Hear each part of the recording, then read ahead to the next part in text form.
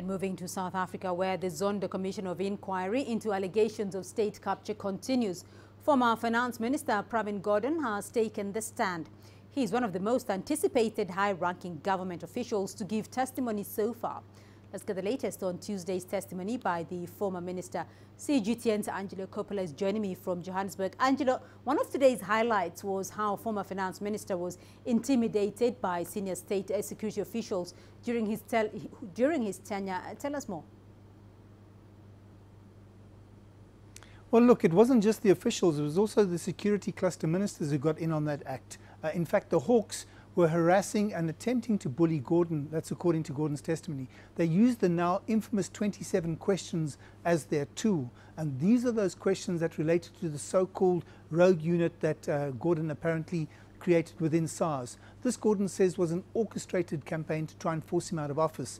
The questions were handed over to Gordhan just days before he was meant to deliver the national budget speech in 2016, and the pressure then continued. In one instance, he related the fact that two ministers in the state security cluster actually held a press conference about those 27 questions without informing Gordhan, and that's despite them having been in a cabinet meeting just before that press conference actually happened. So it was relentless, but Gordhan says that he persisted.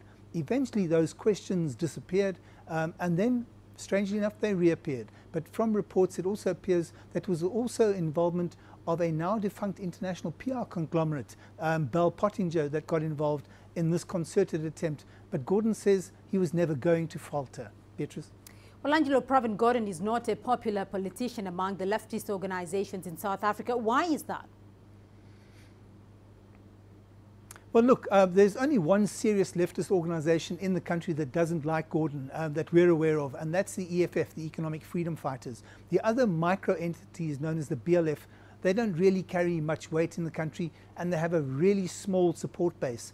They dislike Gordhan because of his apparent drive to appoint minorities into senior government departments and positions that Gordhan controls. Now that's in the state-owned entities environment.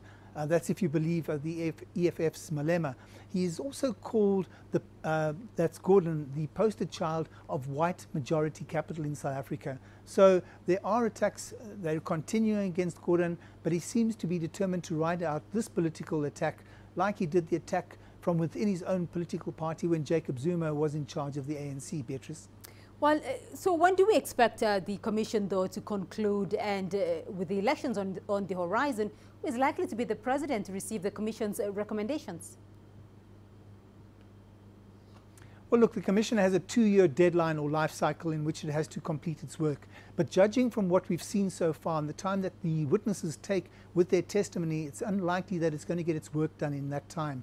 The commission will, of course, continue its work through the election build-up and the elections itself, but it's likely to get more politically charged in that build-up period, with some players most likely looking to settle some political scores and trying to get some political advantage by going to the commission. We do understand that the elections could be called any time between March and May of next year.